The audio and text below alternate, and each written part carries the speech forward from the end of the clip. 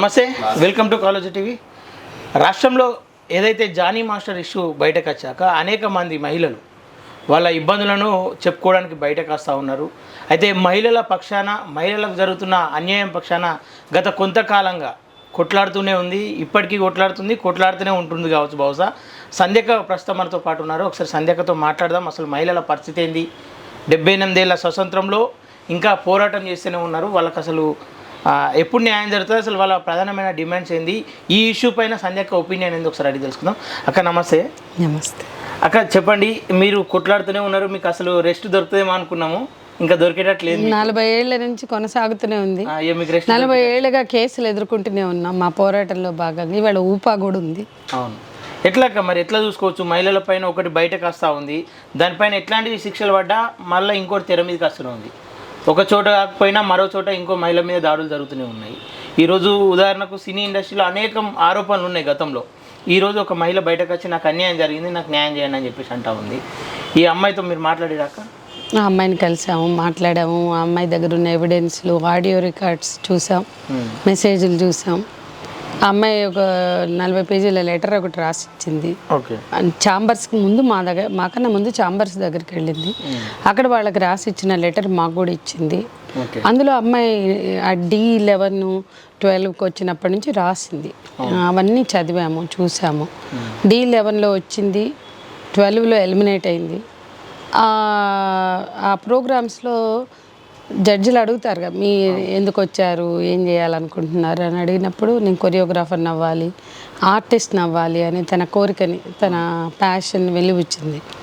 ఆ తర్వాత ఎలిమినేట్ అయ్యి వెళ్తుంటే జానీ మాస్టర్ గారి ఆఫీస్ నుండి కాల్ వెళ్ళింది, మీరు రండి మా ఆఫీస్కి, మీకు అవకాశం ఇస్తాం, అసిస్టెంట్ కొరియోగ్రాఫర్గా ట్రైనింగ్ ఇస్తాం, జాబ్ ఇస్తామంటే ఆమె ఏ ప్యాషన్తో వచ్చిందో ఇండస్ట్రీకి అవకాశం దొరికింది. ఇక్కడ ఎలిమినేట్ అయినా అక్కడ అవకాశం దొరికిందని సంతోషంతో వెళ్ళింది. అట్లా మొదలైన పరిచయం, అట్లా అంటే జడ్జిగా చూసింది ఈ పోటీల్లో. తర్వాత వాళ్ళ ఆఫీస్ నుంచి వచ్చిన కాల్, ఆ తర్వాత తల్లి కూతురు వాళ్ళ మదర్తో వచ్చింది అప్పుడు తను ఇక్కడికి ఈ పోటీల్లో పాల్గొనడానికి. సో అవకాశం వచ్చింది కదా అని వెళ్ళింది. అప్పుడు బాగానే మాట్లాడారు. ఆ తర్వాత అవకాశం ఇచ్చారు. ఇక్కడ కొంత వర్క్ నేర్పించడం అట్లా చేస్తూ ఆ క్రమంలో ముంబై వెళ్ళారు. ముంబై వెళ్ళినప్పుడు మొదటిసారి సెక్షువల్ అసాల్ట్ జరిగింది. సరే అతను అటెంప్ట్ చేశాడు, ఈ అమ్మాయి రెజిస్ట్ చేసింది. ఆ తర్వాత ఎవరికైనా చెప్పావా అంది, చెప్పలేదు అంది. అట్లా మొదలైంది ఇక బెదిరించడం, భయపెట్టడం. అప్పుడు అమ్మాయి వయసు 16, 16+. సో అలా మొదలై ఆ రకంగా థ్రెట్ చేయడము, ఇక అవకాశాలు ఇవ్వనని పంపించేయడము. మళ్ళీ ఇంట్లో ఆమె తల్లికి సెక్షువల్ హెరాస్మెంట్ చెప్పలా, వర్క్ నేను వెళ్ళను, నాకు వద్దు, మనం బ్యాక్ వెళ్ళిపోదామంటే ఆమె ఏమనుకుందంటే చదువు మానేసి ఇక్కడికి వచ్చి కొరియోగ్రాఫర్ అవ్వాలని మొదలుపెట్టి అప్పటికే 2వ సంవత్సరం చదువు డిస్కంటిన్యూ చేయడం. మళ్ళీ ఇప్పుడు మధ్యలో వెళ్ళిపోతే ఎట్లా అని, అంటే ఆ వర్క్ చేయలేక అతను ఏం చెప్తున్నాడు, హార్డ్ వర్క్ ఉంటుంది, డాన్స్ మాస్టర్ అంటే చాలా హార్డ్ వర్క్ ఉంటుంది, అది చేయలేక ఆమె మానేస్తూ ఉంటుంది. అంటే తల్లి కూడా ఒక అవకాశం వచ్చినప్పుడు హార్డ్ వర్క్ చేయాలి, హార్డ్ వర్క్ చేయకపోతే ఎట్లా. ఆమెకి తర్వాత తెలిసింది, చివరిలో తెలిసింది. తెలిస్తే ఆమె కూడా ఇది గలత్ అని ఇది రెజిస్ట్ చేసింది, కానీ అది అవ్వలే వాళ్ళతోటి. తర్వాత మానేసింది, ఈ అమ్మాయి మానేసింది. మానేసినప్పుడు మళ్ళీ కాల్ చేయడం, ఓకే అని మంచిగా చూసుకుంటా అనడం, మళ్ళా మొదలవ్వడం. ఇట్లా ఇక ఆఖరికి ఈమంతకి ఈమె రాజీ పడే స్థితికి తీసుకొచ్చారు. ఆ తర్వాత పుష్ప 1కి వెళ్ళింది. అంటే ఇది పెద్ద జర్నీ, దాదాపు 5 years ఆన్ అండ్ ఆఫ్ కొట్లాట్లు అవుతున్నాయి. మొదలు అవకాశాలు, నువ్వు లొంగితేనే అవకాశాలు ఉంటాయి అనే పద్ధతిలో చేశాడు. తర్వాత పెళ్లి చేసుకోమని మొదలెట్టాడు. పుష్ప 1కి వెళ్ళినప్పుడు కూడా చాలా హెరాస్మెంట్ అయింది. బ్యాక్ వచ్చారు, మళ్ళీ పుష్ప 2కి వెళ్ళారు. పుష్ప 2కి వెళ్ళింది అమ్మాయి, అతను వేరే ప్రాజెక్టుగా దేనికి వెళ్ళినట్టున్నాడు. అప్పుడు పుష్ప 1లో అతను కూడా ఉన్నాడు, తనే హెరాస్ చేశాడు. సరే ఏదో మొత్తంకి అయితే పుష్ప 1 ఈ సినిమా షూటింగ్లు అంటే చాలా కాలం పడతాయి కదా, డాన్స్లు టైం పడుతుంది కదా. అదంతా అయినాక పుష్ప 2కి వెళ్ళినప్పుడు తను సుకుమార్ గారితో కూడా షేర్ చేసుకుంది. అంటే వేధిస్తున్నాడు అతను, వేరే వాళ్ళు ఉన్నారు, మగ పిల్లలు చేస్తారు, నువ్వు వచ్చేయని. అప్పుడు తను చెప్తే ఆయన మరి నీ పని నువ్వు చూసుకో, నేను మాట్లాడతాను అని ఒక అష్యూరెన్స్ ఇచ్చి ఆయన జానీ మాస్టర్ గారితో మాట్లాడినట్టున్నారు. ఈ అమ్మాయి మనకు చెప్పడం మొత్తానికి ఏం జరిగిందో తెలియదు, కానీ ఆ పీరియడ్ అంతా నేను ధైర్యంగా స్వేచ్ఛగా పనిచేసి అతను నన్ను హెరాస్ చేయలేదు. ఆ పీరియడ్ పుష్ప 2 షూటింగ్ పీరియడ్లో సుకుమార్తో చెప్పిన తర్వాత సుకుమార్కి ఈమె షేర్ చేసుకుంది, బాధ అంతా చెప్పుకుంది. ఎందుకంటే వచ్చేయమంటున్నాడు కదా, మగపిల్లలు ఉన్నారు వాళ్ళ టీంలో, వాళ్ళు చేస్తారు, నువ్వు వచ్చేయంటున్నారు కదా. తనకేంటంటే పుష్ప లాంటి బ్యానర్స్, అవి పెద్ద బ్యానర్స్ కదా సుకుమార్ గారు, నేను పని చేస్తే నా కెరియర్కి గుర్తింపు ఉంటుంది, నాకు మంచి కెరియర్ ఉంటుంది, నా ఎక్స్పీరియన్స్కి గుర్తింపు ఉంటుంది అని. ఆ అమ్మాయి పుష్ప పూర్తి చేయాలని ఆమె అనుకుంటుంది, వాడు వచ్చేయమంటున్నాడు, అతను వచ్చేయమంటున్నాడు. అప్పుడు చెప్పుకుందే ఆయన ప్రొటెక్షన్ ఇచ్చారు. Somehow she was secured at that time. So ఆ తర్వాత మళ్ళీ పుష్ప 2 అయినాక మళ్ళీ మొదలైపోయింది యథాతథం. చాలా అంటే ఒక ఆడియో విన్నాము, నువ్వు నన్ను కాదని చేస్తే ఎట్లా, నేను ఒప్పుకోను అంటే ఆ తల్లి చెప్తుంది, గలత్ ఇది, మీరు అట్లా చేయొద్దు అని. తలుపులు నేను వస్తున్నా ఇప్పుడు అంటే మేము తలుపులు తెరవంటే తలుపులు బద్దలు కొట్టుకుని వస్తాను, ఇక పోలీసులకు ఇస్తా అంటే నువ్వు ఎక్కడన్నా చెప్పుకో, ఈ రకంగా. ఇక రాను రాను పెళ్లి కోసం డిమాండ్, మతం మార్చుకుని పెళ్లి చేసుకోమనడం కూడా పెరిగింది, చాలా పెరిగింది. ఆ స్థితిలో అమ్మాయి ఎట్లయినా ఈ ముందు ముంబై కార్డు ఇప్పించారు, ఆ 30-70 ఏదో ఉంటుంది అట రేషియోలో. ఆ ముంబై కార్డు నాకు వద్దు, తెలుగు కార్డు కావాలంటే 6,30,000 కడితే కానీ కార్డు రాదు. కొరియోగ్రఫీ అసోసియేషన్ ప్రెసిడెంట్ కూడా అతనే, జానీ మాస్టర్. ఆ కార్డుకి డబ్బులు లేవు, డబ్బులు జమ అవ్వడానికి కొంత టైం పట్టింది. ఆ జమ అయినాక అడుగుతుంటే ఇవ్వట్లా, నన్ను కాదంటే నీకు కార్డు లేదు, నన్ను కాదంటే ఇంకొక ఆపర్చునిటీ లేదు. మధ్యలో వెళ్ళింది, మధ్యలో ఒక దశలో పూర్తిగా ఆర్థికంగా డౌన్ అయిపోతారు. కూర్చుంటుంటే ఎన్ని రోజులు డబ్బులు ఉంటాయి ఎవరికైనా, అంత రిచ్ బ్యాక్గ్రౌండ్ కూడా కాదు కదా. సో ఆ అమ్మాయి డబ్బులు అవసరమైనప్పుడు 2 డ్యాన్సులు ఇమ్మంటే కూడా బ్లాక్మెయిల్ చేశారు, విపరీతమైన బ్లాక్మెయిల్ త్రూ అవుట్ ఈ 5 years. ఆఖరికి నువ్వు నా భార్య కాళ్ళు పట్టుకుంటే నీకు ఇస్తా అన్నాడు, వెళ్ళి కాళ్ళు మొక్కింది, you should touch my wife's feet అని కూడా చెప్పాడు అతను. ఆమె అనుమానిస్తుంది, పోయి నువ్వు కాలు మొక్కు అని ఏదేదో చేశాడు. అవన్నీ చాలా ఉన్నాయి, అంత పెద్ద బిగ్ స్టోరీ. అంటే భార్య పాత్ర కూడా ఉందా ఇంట్లో? భార్య దగ్గరికి వెళ్ళి నువ్వు కాళ్ళు మొక్కితే నీకు ఇస్తా అంటే, పోయి నాకు 2 డాన్సులు నువ్వు, నేను డబ్బులు ఇస్తాను, నేను నీ బ్యాంకులో డబ్బులు వేస్తా అందంట. నువ్వు నా బ్యాంకులో డబ్బులే వేయొద్దు, నాకు డాన్స్ ఆపర్చునిటీలు ఇస్తే చాలు అని చెప్పిందంట. అంటే రెండే చేయందంట. అంటే 2 చేసి నేను వెళ్ళిపోతా అంటే, ఆమె రెండే చేయాలని ఆమె అంటది, ఆమె 2 చేసింది, దాంట్లో కొంచెం డబ్బులు వచ్చినాయి. ఆ తర్వాత వెళ్ళిపోతుంటే ఇతను వెళ్ళినాడు. ఇట్లా హెరాస్మెంట్ అనేది అట్లా. ఈయనేమో అసలు ఎక్కడికి వెళ్ళొద్దు అంటాడు. నేను మీకు వినిపిస్తా, ఎక్కడికి వెళ్ళొద్దు. ఆమె మధ్యలో కొన్ని డాన్సులు తెచ్చుకుని, ఆమెకి టాలెంట్ ఉంది, ఎవ్రీవన్ నోస్, ఆమెకు మంచి టాలెంట్ ఉంది. ఇతనితో కలిసి చాలా డాన్సులు ఇప్పుడు వీళ్ళకి నేర్పించి, వీళ్ళు స్టూడెంట్స్ కాదు, ఇప్పుడు వీళ్ళు సినిమాల్లో కాంట్రాక్ట్ తీసుకుంటారు కదా, అంటే కొరియోగ్రాఫర్స్గా వీళ్ళు చేయాలి కదా వర్క్. చాలా మందికి డ్యాన్స్ కంపోజ్ చేయాలి కదా, చేసేటప్పుడు వీళ్ళిద్దరు చేసి చూపించాలి కదా. అట్లాంటివి కూడా ఉన్నాయి, చూశాను.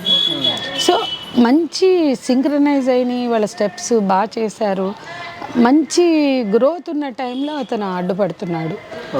ఆ పరిస్థితిలో తనకు అర్థమైంది, ఇతను నన్ను కట్టి పెట్టేస్తున్నాడు అంటే అతని ఇష్టం ఉంటేనే ఎక్కడైనా చేయాలి, అతని బ్యానర్లోనే, అతని కంపెనీలోనే చేయాలి.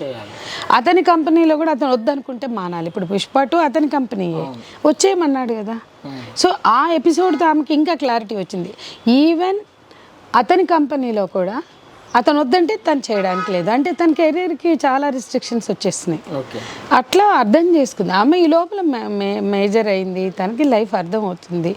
బాధలు పడిన వాళ్ళకే కదండి, అవమానాలు పడిన వాళ్ళకే కదా. ఇవాళ దళితులైనా, మైనారిటీలైనా, మహిళలైనా, జాతులైనా, ఇంతమంది ఎక్కడైతే ఎక్స్ప్లాయిటేషన్ గురవుతున్నారో, ఎక్కడైతే అవమానాలు గురవుతున్నారో, ఎక్కడైతే సెల్ఫ్ రెస్పెక్ట్ని కోల్పోతున్నారో, అక్కడే కదా చైతన్యము ప్రశ్న అనేది కనపడేది, చైతన్యం అనేది.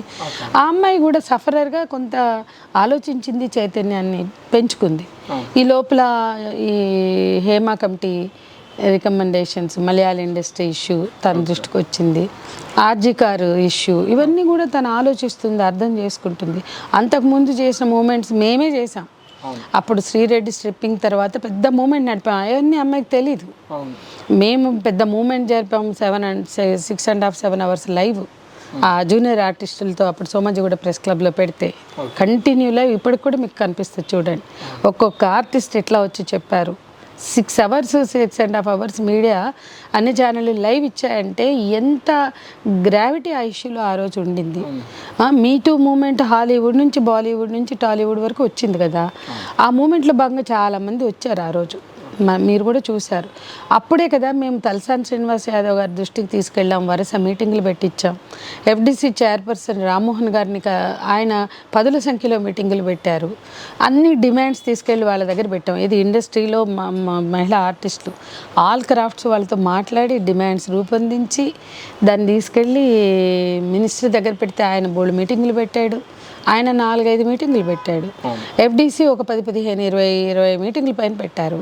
అన్నీ పెట్టి ఈ 2-3 డిమాండ్లు మేజర్ ఒప్పుకున్నారు కానీ మిగతా చాలా ఒప్పుకోలేదు.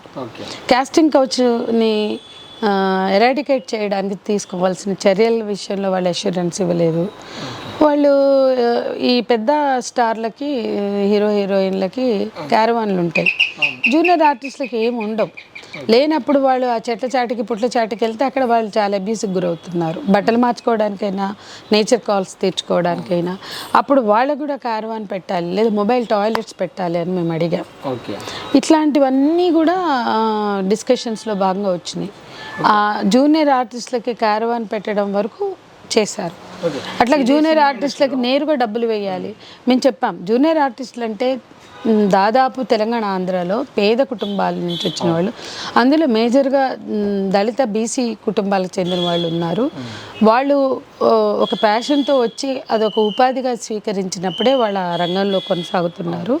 వాళ్ళ భద్రత అనేది చాలా ముఖ్యం. ఎందుకంటే మేము వాళ్ళందరినీ 150 మందిని మేము మాట్లాడాం, వాళ్ళ టెస్టిమోనీస్ తీసుకున్నాం, వాళ్ళవన్నీ రికార్డ్ చేసాం. అప్పుడు సైరా లాంటి సినిమా షూటింగ్ ఉన్నప్పుడు అక్కడ వీరు వాకాట్ అప్పారావు అని అతను ఎంత వేధించాడు అవన్నీ చెప్పారు. వాళ్ళ భాషలు, వాళ్ళ బూతులు అన్నీ చెప్పారు. సో ఇవన్నీ అర్థం చేసుకుని వాళ్ళ భద్రత మేము ఈ బాగా బలిసిన కుటుంబాల కోసం లేదా పెద్ద పెద్ద హీరోయిన్లు వాళ్ళ దృష్టిలో పెట్టుకుని చేయలా. సినిమా ఇండస్ట్రీలో భద్రత కోసం చేసిన మూమెంట్ అంతా అక్కడ జూనియర్ ఆర్టిస్టులుగా అమ్మాయిలు ఎదుర్కొంటున్న లైంగిక హింస, ఆర్థిక హింస అన్నీ. ఎందుకంటే 5,000 per day అయితే వాళ్ళకి 2,000 వస్తాయి, మధ్యలో 3,000 ఏజెన్సీస్ చేస్తారు. మేము మూమెంట్ చేసి అక్కడ నేరుగా జూనియర్ ఆర్టిస్టులకు అకౌంట్స్ ఓపెన్ చేసి దాంట్లో డైరెక్ట్గా 5,000 పడాలని డిమాండ్ పెట్టాం. అది అయింది. ఈరోజు కూడా రైల్వే స్టేషన్లో, బస్ స్టాండ్లలో ఎక్కడన్నా కనిపించి వాళ్ళు పరిగెత్తుకొచ్చి మీ వల్ల మాకు ఇదైతే జరిగిందండి అని చెప్తారు. ఇప్పటికి కూడా దే ఆర్ హ్యాపీ, చాలా సంతోషాన్ని వ్యక్తం చేస్తారు. సో ఇంకా మిగతా పెండింగ్లో ఉన్నప్పుడు ఇక తలసాని శ్రీనివాస్ యాదవ్ గారు నా వల్ల కాదు మేడం, నేను వాళ్ళని ఒప్పించాలని చూస్తే వాళ్ళు ఒప్పుకోవట్లేదు, మీరు ఏమైనా చేసుకోండి అన్న టైప్లో చెప్పాడు. అప్పుడు కోర్టులో వేసాం పిటిషనర్, నేనే మళ్ళీ 9 మందిని కలిసి వేసాం. దాంట్లో పిటిషనర్ 1గా నేనుండే. ఆ కోర్టు మొత్తం అది సీజే బెంచ్కే వెళ్ళింది, chief justice of Telangana high court. అది నడిచింది వీళ్ళు పట్టించుకోరు. ఇండస్ట్రీ అంటే ఇండస్ట్రీ కాదు మనకు అక్కడ. ఇండస్ట్రీ తరఫున ప్రభుత్వం, తెలుగు సినిమా ఇండస్ట్రీ తెలంగాణలో ఉన్నప్పుడు తెలంగాణ ప్రభుత్వాన్ని బాధ్యులు చేసాం మేము. చేస్తే సినిమాటోగ్రఫీ మంత్రిని, సీఎంని, సీజేని, చీఫ్ సెక్రటరీని, ఇంతమందిని పార్టీ చేసి కేసులు నడిస్తే ఇండస్ట్రీకి వాళ్ళు వార్నింగ్ ఇచ్చారు. అవన్నీ ఫుల్ఫిల్ చేయాల. కోర్టు చాలా స్పష్టంగా ఆదేశాలు ఇచ్చింది, ఫుల్ఫిల్ చేయాల. అప్పుడు ప్రభుత్వాన్ని బాధ్యులను చేస్తూ డెడ్ లైన్ పెట్టి కమిటీ, ఇది హై లెవెల్ కమిటీ వేయమని. ఇప్పుడు ఇవన్నీ ఎక్కడి నీకు తేలాలి, ఒక హై లెవెల్ కమిటీ వేయాలి. ఆ హై లెవెల్ ఇప్పుడు మలయాళ ఇండస్ట్రీ హై లెవెల్ కమిటీదే కదా హేమ కమిటీ అంటే. అలాంటి కమిటీ అప్పటికే వాళ్ళు వేశారు. అప్పటికే మీటూ మూమెంట్ వచ్చింది, వాళ్ళు వేశారు మలయాళంలో. మీరు బాధితురాలతో మాట్లాడినా అని చెప్తా, ఇది జస్ట్ సెల్ఫ్ ఫినిష్. అప్పుడు కోర్టు అల్టిమేటం ఇచ్చింది. ఏమని ఇచ్చింది, డెడ్ లైన్ పెట్టి ఈ డెడ్ లైన్ లోపల హై లెవెల్ కమిటీ వేయకపోతే చీఫ్ మినిస్టర్ నుంచి చీఫ్ సెక్రటరీ వరకు కోర్టుకు హాజరవ్వాలని. అప్పుడు మాత్రమే హై లెవెల్ కమిటీ కాన్స్టిట్యూట్ అయింది.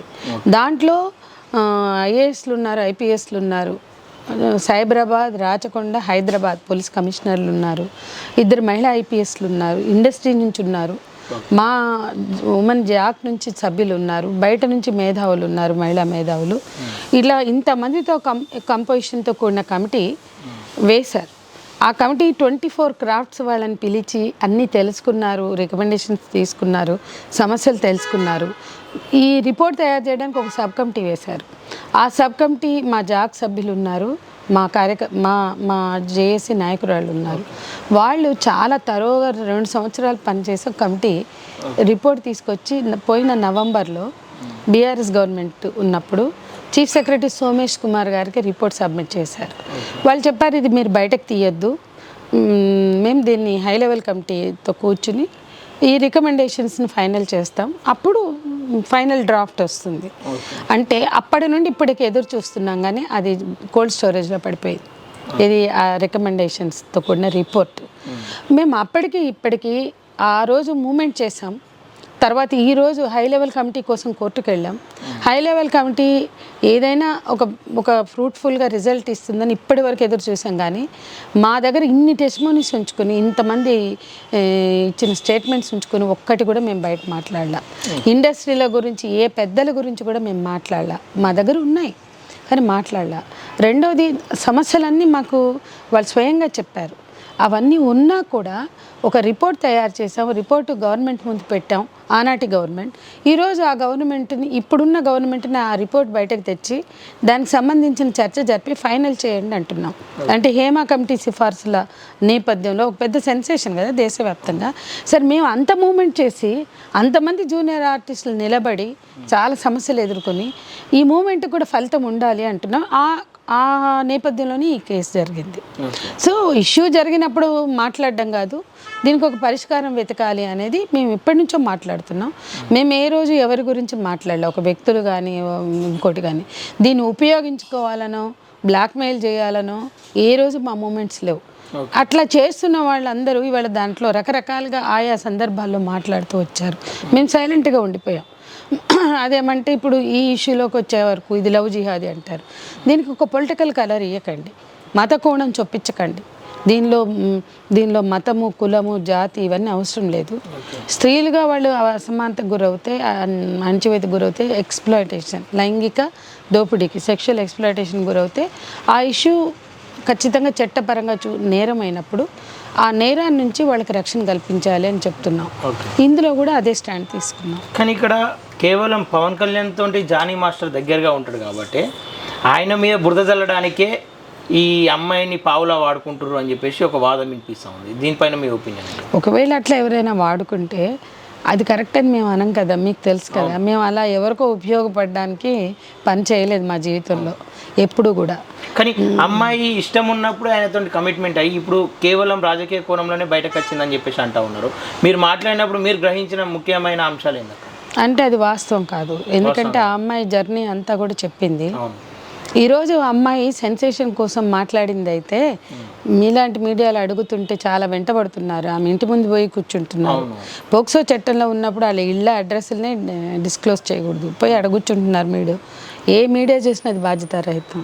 ఆమెకి ఇష్టం లేకుండా ఆమెని అది కట్టుకో ఇది కట్టుకో మాట్లాడు అని మాట్లాడడం కూడా తప్పు. కట్టుకునైనా ఆమె చిటుకుని వేలను కూడా చూపించొద్దని పోక్సో యాక్ట్ చెప్తుంది, నిర్భయ చట్టం చెప్తుంది. ఈరోజు సెన్సేషన్ కోసం చేసిన వాళ్ళు గతంలో మీడియాతో మాట్లాడారు, మీరు చూశారు కదా. ఈ అమ్మాయి మాట్లాడలేదంటే దాన్ని అర్థం చేసుకోవాలి. 2, తను ఆ రోజే ఎందుకు మాట్లాడలేదు అనేది అర్థం లేని విషయం. నేను దళితులుగా అవమానాలు పడిన వాళ్ళతో పనిచేశాను, అనేక రకాలుగా స్త్రీలుగా, జాతులుగా, ఆదివాసులతో పనిచేశాను. డే 1 ఎందుకు రాలేదు అంటే వచ్చిన వాళ్ళు ఉంటారు, రాని వాళ్ళు ఉంటారు. వాళ్ళు ఆ టార్చర్ని భరించగలిగినంత వరకు భరించే వాళ్ళు ఉన్నారు. సరే బయటికి రావడం ఎందుకు, మనం తప్పుకుని వెళ్దాం అనుకునే వాళ్ళు ఉన్నారు. ఇవాళ మన ఇళ్లలో ఆడపిల్లలు మీరు ఎవరినైనా ప్రశ్నించండి, వాళ్ళు బయటకు వెళ్తే పని స్థలాల్లో కానీ ఇంకో చోట కానీ లైంగిక వేధింపులకు గురయ్యారా లేదా, ఇబ్బందులు పడ్డారా లేదా. కానీ వాళ్ళు వెంటనే అన్నకెందుకు చెప్పలే, నాన్నకెందుకు చెప్పలే అంటే చెప్పరు. ఎందుకంటే వాళ్ళు బయటికి వెళ్ళే స్వేచ్ఛను కూడా కోల్పోతామని భయపడతారు. ఎంతమంది రాజకీయ నాయకుల వలన బాధితులు, ఎంతమంది పోలీస్ ఆఫీసర్ల వలన బాధితులు, రకరకాల ఫీల్డ్లో మీడియా పెద్దలు చేసిన వేధింపులకు బాధితులు కూడా మా దగ్గరికి వచ్చారు. వాళ్ళందరూ ఎందుకు బయటకు రాలేదు అనే ప్రశ్న ఎందుకు వేయాలి అంటే, ప్రతి వాళ్ళు బయటకు రావడంలో రక్షణ లేకపోవచ్చు, బయటికి వచ్చి మీడియాలో నిలబడడం ద్వారా సమస్యలు ఉంటాయని భయపడి ఉండవచ్చు. కాబట్టి భరించగలిగిన వాళ్ళు భరిస్తారు, భరించలేని వాళ్ళు అప్పుడే చెప్పు తీసుకుని కొడతారు. కాబట్టి చెప్పు తీసుకుని కొడితేనే అది నిజం, చెప్పు తీసుకుని కొట్టకపోతే అది నిజం కాదు అనడానికి వీల్లేదు. అన్నిట్లో మామూలు సెంట్రల్ గవర్నమెంట్, స్టేట్ గవర్నమెంట్ ఆఫీసుల్లో అన్మ్యారీడ్ గర్ల్స్ కొత్తగా ఉద్యోగంలో చేరితే వాళ్ళకి డ్రాఫ్టింగ్స్ రావు. ఆ డ్రాఫ్టింగ్ నేర్పించే యూడీసీలు లేదా పైన ఉన్న అధికారులు ఉంటారు కదా, సూపరింటెండెంట్లు, వాళ్ళు ఎక్స్ప్లాయిట్ చేసిన కేసులు కూడా మేము ఎన్నో చూసాం. కానీ వాళ్ళు బయటకు రాలేదు. ఆ రోజే ఎందుకు చెప్పలేదు అంటే, 3 ఏళ్ళు భరించి లొంగి ఆ తర్వాత పెళ్లి చేసుకోవడానికి బయటకు వచ్చిన అమ్మాయి, నువ్వు నాకు లొంగావు కాబట్టి ఉండు అంటే వాడిని చెప్పుతో కొట్టాం పోయి. కానీ బయట పెట్టలేదు, ఎందుకంటే ఆ అమ్మాయికి పెళ్లి చేసుకుని అమ్మాయి లైఫ్ లీడ్ చేయాలి. ప్రతి వాళ్ళు ఒక దశలో వల్నరబుల్ అవ్వచ్చు, ఒంటరితనం కావచ్చు, ఉద్యోగం అవసరం కావచ్చు, ఉపాధి అవసరం కావచ్చు, అన్ని వాక్స్ ఆఫ్ లైఫ్స్లో ఉన్నాయండి ఇవి, అన్ని రంగాల్లో ఉన్నాయి. కానీ ఆడవాళ్ళుగా వాళ్ళు అవసరాలకో అవకాశాలకు అంటే వాళ్ళ అవకాశాలకో లేదా ఆ ఫీల్డ్లో నిలబడడం కోసమో, కెరియర్ కోసమో, కనీసం బతుకు తెరువు కోసమో, ఉపాధి కోసమో ఇట్లా సెక్షువల్గా ఫేవర్స్ కోరడం చట్టం నేరం అని చెప్తుంది. అది కూలీలు అడ్డా మేస్త్రీల నుంచి ఉందండి. మీరు పొగాకు బేరలలో చూడండి, మన అడ్డా మేస్త్రీలను చూడండి, అడ్డా మేస్త్రీల నుంచి ఆ ఐటీ రంగం వరకు స్త్రీలు తమ అవకాశాల కోసం వెతుకుని వెళ్ళినప్పుడు మాల్స్లో జరుగుతున్నాయి. అంటే నేనేమంటున్నానంటే, దయచేసి అందరికీ తెలుసు సమాజంలో స్త్రీల పట్ల ఉన్న వివక్ష ఏంటి, అణచివేత ఏంటి, ఎక్స్ప్లాయిటేషన్ ఏంటి, అది అర్థం చేసుకోగలిగినప్పుడు వాళ్ళ వాళ్ళ వాళ్ళ అవకాశాల కోసం వెతుకుని వెళ్ళినప్పుడు వాళ్ళు అడ్వాంటేజ్ తీసుకుంటున్నారు అనేది అర్థమైతే ఈ ప్రశ్న రాదు. ఈ అడ్వాంటేజ్కి వీళ్ళు లొంగకపోతే బ్రతికే ఉండదు. పిల్లల ఆకలి తీర్చలేక ఎందుకు అందరు వ్యభిచారం ఇష్టంగా పోతారా, మస్తితో పోతారా? బిడ్డల ఆకలి ఎంతోమంది మొగుళ్ళు వదిలేసిపోతే బిడ్డల ఆకలి తీర్చడానికి కూడా చేసుకున్నారు. మరి వాళ్ళు వెళ్ళి కంప్లైంట్లు ఇస్తున్నారా? చాలా ఉన్నాయండి. మేము దొమ్మరి కుటుంబాలతో పనిచేసాం. యాదగిరి గుట్టలో ఉన్న 400 సంవత్సరాలు అక్కడ దొమ్మరి కుటుంబాలు ఉంటాయి. యాదగిరి గుట్ట కుట్టడానికి వాళ్ళని డిస్ప్లేస్ చేశారు, వాళ్ళ ఇళ్ళకి తాళాలు వేశారు, కార్బన్ సర్చ్లు పెట్టారు, వాళ్ళని అర్జెంటుగా నేరస్తులుగా మార్చారు. ఫస్ట్ టైం అక్కడ సిపిఐతో కూడా ఆ దొమ్మరి కుటుంబాలను మూసేసేయాలి, ఎత్తేయాలని ధర్నాలు చేస్తే మొట్టమొదటిసారి మేము వాళ్ళ ఇల్లు తాళాలు తెరవమని మాట్లాడాం. చాలా ట్రోలింగ్ చేస్తారు అప్పుడు కూడా మమ్మల్ని. ఎప్పుడు చేయలేదు. శ్రీరెడ్డి ఇష్యూని టేకప్ చేస్తే శ్రీరెడ్డి చేసే అన్ని పనులకు మమ్మల్ని ముడిపెట్టి ట్రోలింగ్ చేశారు. ఇవాళ మేము గత 2 నెలల్లో 8 మంది ఆడపిల్లలు అందరూ హిందువులే, 7 ఏళ్ళు, 3 ఏళ్ళు, 6 ఏళ్ళు, 11 ఏళ్ళు అమ్మాయి 6 నెలల ప్రెగ్నెంట్. ఆమెను కంటిన్యూగా కొంతమంది యువకులు అదే పానీపూరి తినిపిస్తాం, అవి తినిపిస్తామని తీసుకెళ్ళి ఆ పిల్లకి తెలియకుండానే సెడేట్ చేస్తే, రేపులు చేస్తే, ఆ పాప కాచిగూడకు చెందిన అమ్మాయి, ఇక్కడ మన బర్కత్పురాకు చెందిన అమ్మాయి, నేరేడ్మెట్ అబ్బాయిలు ఏదో ఒక ఫ్రెండ్ ద్వారా పరిచయం అయ్యి 6 నెలల ప్రెగ్నెంట్ అండి. ఆ అమ్మాయి కనపడిపోతే తల్లికి కంప్లైంట్ ఇస్తే ఆ అమ్మాయిని మేము చూసి తీసుకుని మాట్లాడే వరకు 6 మంత్స్ ప్రెగ్నెంట్. గాంధీ హాస్పిటల్లో మేము అబార్షన్ చేయం, 6 నెలలు నిండిని, అది 11 ఏళ్ల పిల్ల, మేము చేయమన్నారు. అప్పుడు ఈ సినిమా ఇండస్ట్రీలో ఏ వసుధ గారు పిలిపేశారో ఆ రోజు మా అందరితో, అదే వసుధ గారితో అమ్మాయి ఏమన్నా చేయి, ఆ పాప 11 ఏళ్ళు 6 నెలల ప్రెగ్నెంట్, ఆమె లైఫ్ ఏంటి, వీళ్ళు గాంధీ వాళ్ళు చేయమంటున్నారు అంటే ఆ అమ్మాయి మళ్ళీ కోర్టు నుంచి ఆర్డర్ తెచ్చుకుంది. వాళ్ళు అన్నారు కోర్టు ఆర్డర్ ఇస్తే చేస్తాం, మేము చేయం, రిస్క్ కాబట్టి.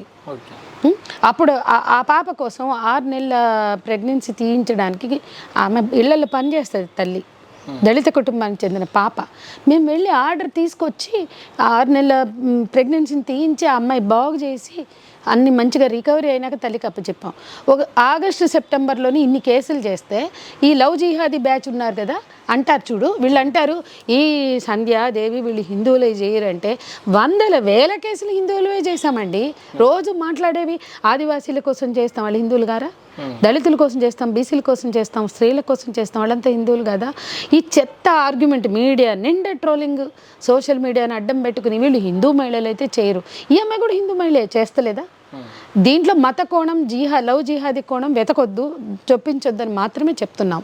దానికి వాళ్ళు ఏమంటారు, నిన్న కరాటే కళ్యాణి అని ఆమె మాట్లాడుతుంది, అరే రామ్మా మా ఆఫీసులకి రా, మా లిస్టులు చూడు, మేము చేసే పనులు చూడు. ఇప్పుడు బ్లైండ్ అమ్మాయి ఉంది, బ్లైండ్ అమ్మాయి కోసం ఆఖరికి సీతక్కతో తగదబడ్డాం. మినిస్టర్గా ఆమె అసెంబ్లీలో మాట్లాడితే తప్పు. 7 ఏళ్ల పాప మెర్చ్యూర్ అయింది అని చెప్పి పంపింది వార్డెన్. అది ఎట్లా పంపిస్తారు? 7 ఏళ్ల పాప మెర్చ్యూర్ ఎట్లా అవుతుంది? ఆ బ్లైండ్ పిల్లని పట్టుకుని ఆమెని నేరస్తురాలుగా మార్చి ఆమె ఏదో చేసుకుందంటే 7 ఏళ్ల పాప అది మెర్చ్యూర్ కూడా కాదు. అక్కడ తాండూరులో వికారాబాద్లో డాక్టర్లు ఈ అమ్మాయి మెర్చ్యూర్ అవ్వడం ఏంటి, పిల్ల మీద సెక్షువల్ అబ్యూజ్ అయిందంటే అప్పుడు నీలోఫర్కి వచ్చి అప్పుడు వస్తే ఆ తల్లిని అంటే ఆ అమ్మాయి తల్లి పేరెంట్స్ని బ్లేమ్ చేస్తూ వీడు మాట్లాడతారు. ఎందుకు? వీళ్ళు ఉద్యోగాలు సేవ్ చేసుకోవడానికి, వార్డెన్లు, సూపరింటెండెంట్లు, ఇది ఆ బ్లైండ్ హాస్టల్కి సంబంధించినటువంటి డిపార్ట్మెంట్కి చెందిన వాళ్ళు తమ ఉద్యోగాలు సేవ్ చేయడానికి పాపని నువ్వు అమ్మా నాన్న పడుకుంటే చూసుకున్నావా అని సఖీ భరోసా వాళ్ళు అడుగుతారు. అది నా కళ్ళే కనపడవని ఆ చిన్న పాప చెంప మీద కొట్టినట్టు చెప్పింది. ఇంకొక అధికారుల టీం పోయి పెన్సిల్ వేసుకొని తిప్పుకున్నావా, నీ మీద రేపు జరగలేదు కదా అంటే, నేను బ్రెయిలీ కదా, మాకు పెన్సిళ్ళు పెన్నులు ఉండవు కదా అంటే, ఆ చిన్న 7 ఏళ్ల పాప చెప్తుంటే ఆ అధికారులు తమ తప్పుని ఎందుకంటే ఆ వార్డెను ఆ పాప మీద ఏదో జరిగింది, అది గుర్తించకుండా తల్లిని పిలిచి మెచ్యూర్ అయిందని పంపిస్తుంది. దారిలో బస్సులో ఆ పిల్ల బ్లీడింగ్ చూసిన వాళ్ళు నువ్వు తల్లివైనా ఇంకెవరు ఆ పాప బ్లీడింగ్ ఏంటంటే ఒక ప్యాడ్ కూడా వేసి పంపలే వార్డెన్. వాళ్ళ తప్పుల్ని కప్పిపుచ్చుకోవడానికి అసెంబ్లీలో మాట్లాడతారు. సరే సీతక్క కింది నుంచి వచ్చింది కదా, అట్లా మాట్లాడకూడదమ్మా అని చెప్తే ఆమెకి బాధ. ఎవరితో ఫైట్ చేస్తున్నావు, ఎందుకు చేస్తున్నావు, మాకేం అవసరం, వీళ్ళంతా హిందువులే కదా. కానీ ఇవి అర్థం చేసుకోకుండా కరాటే కళ్యాణం, ఇంకొక మాధవీలో లేకపోతే ఇంకొకళ్ళు వీళ్ళు హిందువులకు చేయరు. ఏందండి ఇదంతా? ప్రతి దాంట్లో మతపరమైన రాజకీయాలు లేదా ఇంకో రాజకీయాలు కాదు, అదే రాజకీయ పార్టీలు మతపరమైన కోణాలు కాదండి. బాధితులు ఉన్నప్పుడు బాధితుల పట్ల నిజాయితీగా నిలబడమే మాకు తెలుసు. 40 ఏళ్ళుగా అదే చేసాం, ఇప్పుడు కూడా ఈ కేసులో అదే చేస్తున్నాం. ఇందులో లేని లవ్ జిహాద్ అని కోరుకుంటుంది ఈ కేసులో ఆమె, నేను, నా కెరియరు. ఎందుకంటే పుష్ప 2తో ఆమె ప్రూవ్ చేసుకుంది. ఇక్కడ ఇంకోటి నేను ఇందాక డిస్కనెక్ట్ అయింది ఏంటంటే, పుష్ప 2 తర్వాత అతను మళ్ళీ ఏ ప్రాజెక్ట్ తెచ్చుకున్నా క్యాన్సిల్ చేపిస్తున్నాడు. అప్పుడు కార్డు కోసం ఈ లోపల అమ్మాయి దగ్గర కొంచెం డబ్బులు సామాయి 6,30,000 డబ్బులు కట్టింది. ఆ కట్టే రోజు కూడా సెకండ్ ఫ్లోర్లో ఛాంబర్స్లో సెకండ్ ఫ్లోర్లో ఉన్న ఆఫీస్లో ఆ బోర్డు దగ్గర తీసుకుంటారు అందరివి చెక్. ఈవెన్ టెర్రస్ పైకి తీసుకెళ్ళి తీసుకున్నారు. ఆ డబ్బులు జూలై 1st వీక్లో కడితే ఆగస్ట్ 28 వరకు అమ్మాయి కార్డు రాలా. డబ్బులు కట్టినాక ఆ అమ్మాయి మళ్ళీ తిరిగింది వీళ్ళ చుట్టూ. అతనే ప్రెసిడెంట్ అసోసియేషన్కి, జానీ మాస్టరే. ఇక అది ఆ సెక్రటరీని అడుగు, ఆయన అడుగు, ఇది అడుగు, అది అడుగు, వచ్చింది రాలేదు అనుకుంటూ కాలం గడిపారు. ఈ లోపల ఇదే కొరియోగ్రఫీకి సంబంధించిన సతీష్ అనే అబ్బాయి కొన్ని క్వశ్చన్స్ రేజ్ చేశాడు. ఈ అమ్మాయి పేరు కూడా ప్రస్తావిస్తే అసలు అప్పుడే నువ్వు డబ్బులు కట్టు అని అన్నాడు జానీ మాస్టర్. ఎప్పుడైతే సతీష్ ఈ విషయాన్ని బయటికి తెస్తాడని తెలిసిందో అప్పుడు డబ్బులు కట్టి నీకు కార్డు ఇస్తావు అంటే, కార్డు ఇవ్వకుండా ఎట్లా ఆపుతారు అనేది అతను మాట్లాడాడు. ఆ అబ్బాయి ఎవరో నాకు తెలీదు, సతీష్ అనే కొరియోగ్రాఫర్, అసిస్టెంట్ కొరియోగ్రాఫర్ ఎవరో. అప్పుడు మాత్రమే ఈమెతో డబ్బులు కట్టించుకున్నారు. మళ్ళీ డ్రామా స్టార్ట్ చేశారు ఇవ్వకుండా. అప్పుడు ఒక ఇష్యూ అయింది. ఈమె ఎక్కడైతే ఛాంబర్స్కి వెళ్తానని చెప్పిందో అప్పుడు లాస్ట్కి ఆగస్ట్ 28న కార్డు ఇచ్చారు. 28 కార్డు ఇచ్చారు. 29, 30 ఆమె కొత్త ఎప్పటి నుంచో పర్సూ చేసిన ప్రాజెక్ట్ వచ్చింది అంటే తెచ్చుకుంది. ఎందుకంటే ఆమెకి ఇండిపెండెంట్గా choreographer card first time August 28న మాత్రమే వచ్చింది.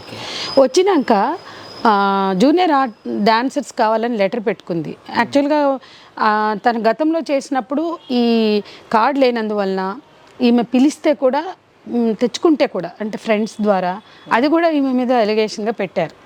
అంటే ఆ కార్డు ఉన్న వాళ్ళనే పిలవాలి, ఈమె కార్డు ఉంటేనే పిలవాలి. ఇవన్నీ వాళ్ళ కొన్ని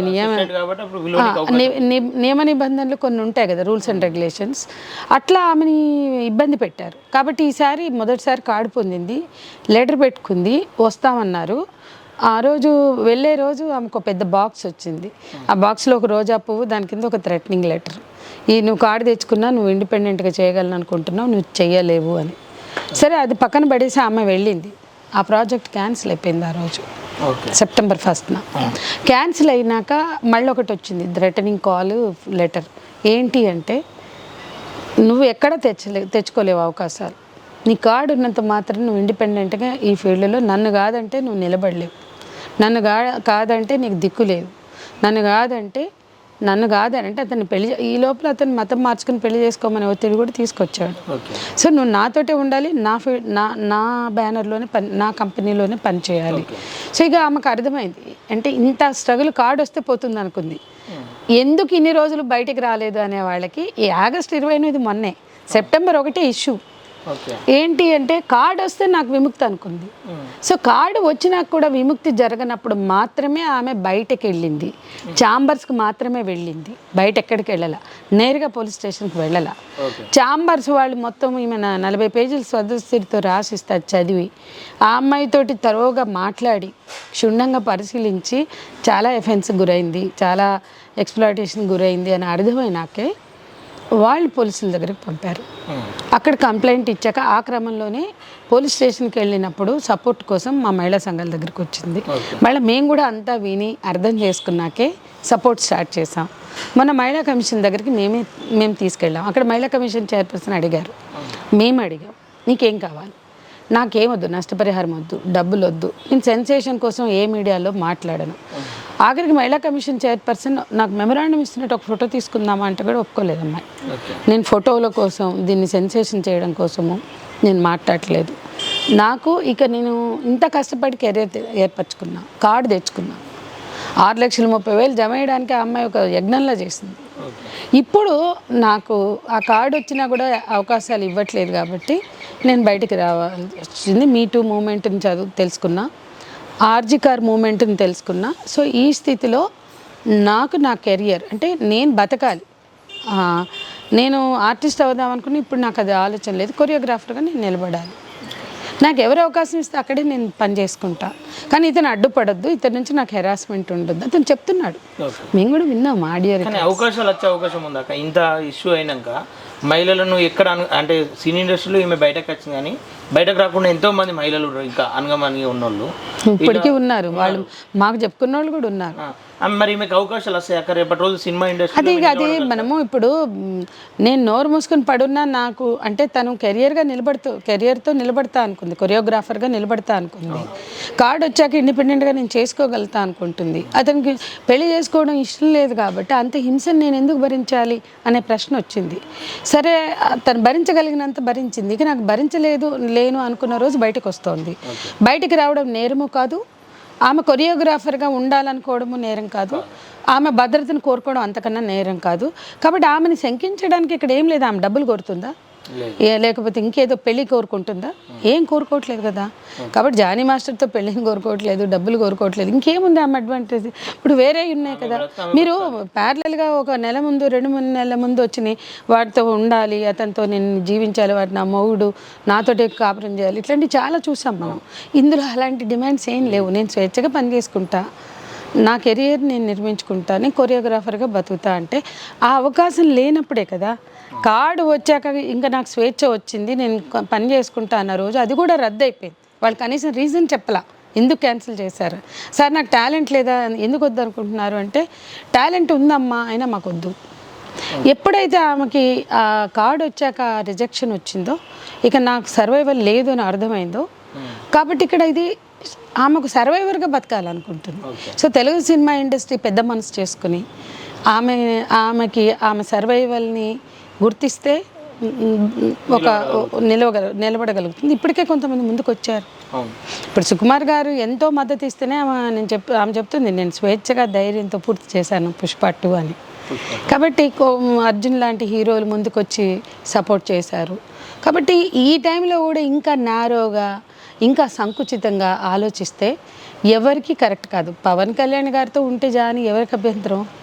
జానీ మాస్టర్ గారు కూడా ఎన్నో కష్టాలు పడితేనే ఆ స్థితికి వచ్చి ఉంటారు అనేది మనం అర్థం చేసుకోవాలి. కాబట్టి ఏ స్థితి నుండి వచ్చినా, కింద దళితులుగా వచ్చినా, ఆదివాసీలుగా వచ్చినా, బీసీలుగా వచ్చినా, ఆ స్ట్రగుల్ పాస్ అయ్యి వచ్చాక ఒక పొజిషన్కి వెళ్ళగానే మళ్ళీ అదే పవర్ స్ట్రక్చర్లో అంతకుముందు ఆధిపత్య కులాలు వర్గాలు ఏదైతే మస్తికరో మజాకరో కల్చర్ని చూపిస్తారో, ఏ అట్టహాసాలు ప్రదర్శించడం ద్వారా, వెల్త్ని ప్రదర్శించడం ద్వారా గొప్పగా భావిస్తారో అవే వీళ్ళు కూడా చేస్తున్నారండి. ఎవరైనా సరే నేను అనేది చెయ్యొద్దు. నువ్వు అన్నీ అనుభవించి అవమానాలు పడి కష్టపడి నిలబడినప్పుడు ఆ పెయిన్ తెలిసిన వాళ్ళు ఆ పెయిన్ని అర్థం చేసుకోవాలి, రెస్పెక్ట్ చేయాలి. ఒక మనిషి హక్కుని ఆ మనిషి ఆమె అభద్రత చిన్న పిల్ల అండి. ఇప్పుడు ఇంత చేస్తే 21 ఏళ్ళు ఆ పిల్లకి, 21, 22కి వచ్చింది ఇప్పుడు. ఆ అమ్మాయిని ఆమె ఏం అడుగుతుందని ఇంతమంది ఇన్ని ప్రశ్నలు వేస్తున్నారు నాకు అర్థం కావట్లేదు. అప్పుడే ఎందుకు రాలే, ఇప్పుడే ఎందుకు రాలే? ఎవరండి 10 ఏళ్ల తర్వాత భర్తతో సంసారం చేసి తన్నులు తిని, దెబ్బలు తిని, తలంతా గాయాలు, బొప్పులు, ఒళ్ళంతా సిగరెట్ల వాటితో 10 ఏళ్ల తర్వాత వచ్చిన ఆడవాళ్ళని మేము అడగాల? నువ్వు ఆ రోజే ఎందుకు రాలేదని అడగాల? అడుగుతున్నామా అని అడుగుతున్నాను. నేను ఎంతమందిని చూపాను. ఇంకా రాని వాళ్ళు రేపు మీ చెల్లె ఎదుర్కొంటుంది, ఇమీడియట్గా ఎగేసుకుని పోలీస్ స్టేషన్కి వెళ్ళి కంప్లైంట్ ఇస్తారా? దాన్ని ఎట్లా ప్రొటెక్ట్ చేసుకోవాలో చూస్తారు. ఇవాళ ఒక సపోర్టివ్ సిస్టమ్ లేని అమ్మాయి ఎంత స్ట్రగుల్ అయి ఉంటుంది. ఇవాళ బయటకు వచ్చిందండి, వేరే దారి లేనప్పుడు లొంగుంటారు, బయటకు రావాలనుకోవడం నేరమా అని అడుగుతున్నాను నేను. ఈ ప్రశ్నలే అర్థం లేనివండి. ఆ అమ్మాయితో మాట్లాడితే ఆ స్పష్టత మాకు వచ్చింది. ఓకే అక్క, ఇప్పుడు ఈరోజు విచారణ ఉన్నట్లు చెప్తా ఉన్నారు జానీ మాస్టర్ది. అంటే ఎట్లాంటి శిక్ష పడాలని చెప్పేసి మీరు కోరుకుంటారు? అమ్మాయికి మీరు ఎట్లాంటి భరోసా ఇచ్చారక్క? మొదటి రోజు నుండి మేము చెప్తున్నాం, ఇవాళ జానీ మాస్టర్ తప్పు చేశాడు కాబట్టి ఏదో అతను చేసేయాలనే వెంజెన్స్, హేట్రేట్ మాకు లేదు. చట్టబద్ధంగా అతను ఏ తప్పు చేస్తే ఆ తప్పుకు శిక్ష ఉండాలి అంటున్నాం. ఇవాళ సినిమా ఫీల్డ్లో లాబీలు అయిపోయి, వర్గాలు అయిపోయి, ఎంత తప్పు చేసినా శిక్ష వద్దు అనే బ్యాచ్ ఉంటారు. ఏ తప్పు చేసినా ఇవాళ వాళ్ళ మనసులకి ఇండస్ట్రీలో పనిచేసినప్పుడు ఏ హీరో, ఏ దర్శకుడు లేదా ఏ నిర్మాత తప్పులు చేశాడు వీళ్ళకి తెలీదా? కానీ అది యాక్సెప్టబుల్. వాడు బలిసినోడు లేదా వాడు డబ్బున్నోడు లేదా పెద్ద కులాలు, సినిమా ఇండస్ట్రీలో ఆ పెద్ద కులాలే వెళ్తున్నాయి కదా, ఎవరున్నారు మనకు తెలీదా? సో ఆ కుటుంబాలే వెళ్తారు, వాళ్ళకే ముక్కులు మొహాలు ఉంటాయి, వాళ్ళ పిల్లలు, వాళ్ళ మనవాళ్ళు, వాళ్ళే హీరోలు అవుతారు. ఏందండి ఈ గుత్తాధిపత్యం? నాకు అర్థమైతే లేదు. కాబట్టి ఈ గుత్తాధిపత్యానికి వ్యతిరేకంగా ఆలోచించాలి. ఈ రాజకీయంగా కుటుంబ పాలన మాట్లాడతాం, సినిమా రంగంలో కుటుంబ పాలన లేవా? కాబట్టి ఈ కైండ్ ఆఫ్ పవర్ స్ట్రక్చర్, ఈ కైండ్ ఆఫ్ పవర్ ఎక్సైజ్, ఆధిపత్య కులాల ఆధిపత్య భావజాలం ఇక్కడ కూడా కంట్రోల్ చేస్తుంది, పని చేస్తుంది. ఓకే, ఒకటి అంగీకరిస్తా, వేల మందికి అన్నం పెడుతున్న ఇండస్ట్రీ, కానీ వేల మందికి అన్నం పెట్టడానికే ఈ కుటుంబాలు పనిచేస్తున్నాయని నేను నమ్మను. వాళ్ళు సంపాదించుకోవడానికి వాళ్ళ నేమ్ కావచ్చు, ఫేమ్ కావచ్చు, డబ్బు కావచ్చు, అందరికీ ఆర్థిక ప్రయోజనాలు ఉన్నాయి. ఈ బతుకు తెరువుకు వచ్చిన వాళ్ళకే ఆర్థిక ప్రయోజనాలు ఉన్నాయా? ఈ బ్యానర్లకి, ఈ ఇండస్ట్రీలో 4.5 కుటుంబాలు, 5.5 కుటుంబాలు ఎవరైతే వెళ్తున్నారో వాళ్ళకి ఆర్థిక ప్రయోజనాలు లేవా? వాళ్ళు ఏ ఆస్తులతో వచ్చారు, ఇవాళ ఎన్ని ఆస్తులు పెంచుకుంటున్నారు? సో ఇన్ని వీళ్ళేదో కళామ తల్లికి సేవ చేసేటోళ్ళు అవుతారు వాళ్ళు. ఆ బ్యానర్లు, ఆ ఆధిపత్య కులాలకు చెందిన హీరోలు, హీరోయిన్లు, లేకపోతే ఎవరైతే హీరోయిన్లు పాపం ఎవరున్నారులే, వాళ్ళ ఇళ్ళలో ఆడపిల్లలే రారు. ఈ ఇండస్ట్రీలో అంతా మంచిగా ఉంటే ఎందుకు రారండి ఈ ఇండస్ట్రీలో ఉన్న ఆడపిల్లలు? అంటే కొడుకులకే ముక్కు మొహాలు ఉన్నాయా? కొడుకులే హీరోలు, ఏ కూతుళ్ళు ఎందుకు హీరోయిన్లు గారు? ఒకళ్ళిద్దరు వచ్చినా నిలబడలేదు. ఇదే కుటుంబం నుంచి ఒక ఆడపిల్ల వస్తే అమ్మాయి ఎందుకు కెరీర్ని బిల్డ్ చేసుకోలేకపోతుంది? ఆమెను ఎందుకు వెనక్కి నెట్టే ప్రయత్నం జరుగుతున్నాయి? ఇవాళ ఆ అమ్మాయిని హోల్ హార్టెడ్గా మాట్లాడదా? అందరికీ ఉన్నాయండి ఇష్యూస్. నేనేమంటున్నా అంటే అన్ని అవకాశాలు ఉన్నవాళ్ళు మేనేజ్ చేసుకోగలుగుతారు, ఏ అవకాశం లేని వాళ్ళు కొన్నిసార్లు రాజీ పడతారు. నువ్వు జీవితాంతం రాజీ పడు అనడం కరెక్ట్ కాదు. కాబట్టి పరిస్థితి ఆ అమ్మాయి అర్థం చేసుకుంది, లేదా బయటికి రావాలనుకుంటుంది. భర్తతోటే హింస భరించలేనప్పుడు పిల్లలతో సహా బయటకు వస్తున్నారు. నీకు పెళ్ళయింది కదా, పిల్లలు ఉన్నారు కదా, ఎందుకు వస్తావని అంటే ఏం చెప్తారు వాళ్ళు? నేను హింసను భరించలేను కాబట్టి వస్తా అంటారు. ఇక్కడ ఎందుకు అర్థం చేసుకోలేకపోతున్నాం? అందుకని ఆ అమ్మాయి తన హక్కు కోసం పోరాడుతుంది, తన భద్రత కోసం పోరాడుతుంది. ఆమెకి మేము హామీ ఇచ్చాం, మద్దతుగా నిలుస్తాం. మహిళా కమిషన్ కూడా మద్దతు ఇచ్చింది. అట్లాగే ఇండస్ట్రీలో జానీ మాస్టర్ గారి మీద మాకేం లేదు కోపం. ఆయన తప్పు చేస్తే ఇవాళ ఆయనలాగా తప్పు చేసిన వాళ్ళు చాలామంది తప్పించుకున్నారు. ఆయనకు బాధ అనిపించవచ్చు, ఇంతమంది ఇండస్ట్రీలో ఇదే తప్పులు చేసి వాళ్ళు బతికిపోయారు, నాకేనా శిక్ష అనే బాధ అతనికి ఉండొచ్చు. కొన్నిసార్లు అది జరుగుతుంది. ఈ అమ్మాయి నిలబడింది, బయటకు వచ్చింది, మిగతా బాధితులు నిలబడలేకపోవచ్చు. కానీ ఇండస్ట్రీలో ఇంకెవరూ తప్పు చేయకూడదు అన్న ఆలోచనకు మాత్రం దారి తీయాలి ఈ పోరాటం, దోహదపడాలి. ఓకే అక్క, ఫైనల్గా ఒకటి, ఎవరైతే ఇట్లాంటి ఇబ్బందులు ఎదుర్కొంటున్నారో, ఎవరైతే బయటకు చెప్పుకోలేక లోపలనే కుమిలిపోతున్న మహిళలకు మీరిచ్చే సందేశం కావచ్చు, మీరిచ్చే భరోసా కావచ్చు, ఒకటి చెప్పండి. చూడండి, మేము ఇష్యూ జరగగానే అందరినీ రోడ్డు మీదకి వచ్చేయండి, బయటకు రండి అని చెప్పాం. మా పాలసీయే బాధితుల్ని నేను మీడియాలో కూర్చోబెట్టి ఎప్పుడు మాట్లాడలే 40 ఏళ్లలో. 35 ఏళ్ల క్రితం మింజులా చౌదరి ఇష్యూ తర్వాత నేను ఈ రోజు వరకు బాధితులు తీసుకుని వెళ్ళి ఇళ్ల ముందు పోరాటాలు అట్లా చేయలే. ఎందుకు అంటే బాధితులకి సోషల్ స్టిగ్మా ఉండకూడదు అనేది మా ఉద్దేశం. కానీ ఎవరైనా భద్రత లోపించినప్పుడు పూర్తిగా ఇక బతకలేని స్థితిలో ఎవరైనా రక్షణ కోరితే ఆ రక్షణ కల్పించాలి అని మేము మాట్లాడుతున్నాం. అట్లాగే మా దగ్గరికి వచ్చిన బాధితులందరినీ కేసులు పెట్టమని చెప్పాము, అలాగే మీడియాకి వెళ్ళమని చెప్పాము. మీడియాకి అసలు ఎవరిని వద్దని చెప్తున్నాం. కేసులు మాత్రం ఇక అది బ్రతుకు తెరువు అయినప్పుడు లేదా సర్వైవల్ అయినప్పుడు పెడుతున్నారు, పెట్టమని కూడా చెప్తున్నాం. ఇక పెట్టకుండా బ్రతకూడదా, ఏమీ లేకుండా కూడా వాళ్ళకి లేదా అంటే మేము వాళ్ళందరికీ చెప్పేది ధైర్యంగా జీవించండి. ఈ బతుకు ఎవరి మెహర్బానీ కాదు.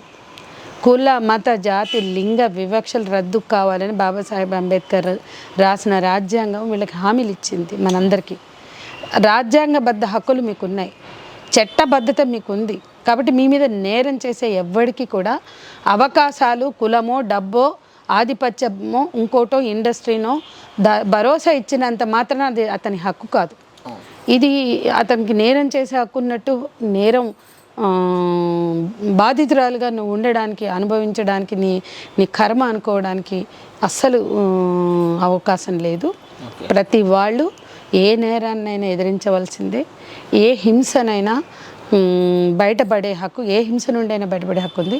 హింస లేని జీవితం ప్రతి ఒక్కరి హక్కు. హింస లేని శరీరం, హింస లేని కుటుంబం, హింస లేని హృదయం అందరి హక్కు. అది ఆడవాళ్ళైనా మగవాళ్ళైనా. కాబట్టి ఆ హింస నుండి బయటకు రావాలనడం అది న్యాయమైన కోరిక. హింస లేని జీవితాన్ని మనం గుర్తించాలి. ఎవరైనా హింస లేని జీవితాన్ని కోరుకుంటే వాళ్ళకి అండగా నిలబడాలి. మా శక్తి మేరకు మేము చేస్తున్నాం. మాకే మతం కులం ఏం లేదు, చేస్తున్నాం. అన్ని రకాల అవమానాలు ఈ సమాజంలో సామాజికంగా ఎంత హింస ఉంది, సామాజికంగా ఎంత అసమానత ఉంది అని అర్థం చేసుకుని పనిచేస్తున్నాం. కానీ మమ్మల్ని అర్థం చేసుకోకుండా మాకు ఏవేవో యాట్రిబ్యూట్ చేసి, ఎందుకంటే మాట్లాడుతున్న మమ్మల్ని డీగ్రేడ్ చేయడమే పనిగా కొంతమంది పనిచేస్తున్నారు. అలా చూడడం వలన పర్పస్ ఎవరికి నెరవేరుతుందో అర్థం చేసుకోండి అని మేము చెప్తున్నాం. ఓకే అక్క, థ్యాంక్ యూ అక్క. ఓకే, చూస్తున్నారు కదా, ఏదైతే POW అక్క సంధ్యక్క ఏదైతే చెప్తుందో వాటితో పాటు అనేక మంది ఇబ్బందులు పడుతున్న వాళ్ళు కూడా వాళ్ళ స్వశక్తితో బయటకు రావాలని చెప్పేసి అక్క కోరుకుంటున్నారు. మహిళలకు అండగా నిలుస్తాం, మాకు మతాలతో కానీ కులాలతో కానీ సంబంధం లేదని చెప్పేసి అక్క చెప్తా ఉన్నారు. వాళ్ళపైన ట్రోల్ చేసే వాళ్ళకు కూడా అంటే ఎవరికి న్యాయం చేయడానికి వీళ్ళు ట్రోల్స్ చేస్తారు అని చెప్పేసి వాళ్ళే ప్రశ్నించుకోవాలని నాకు చెప్తాను. చూస్తూనే ఉండండి కాలేజీ టీవీ. ఓకే.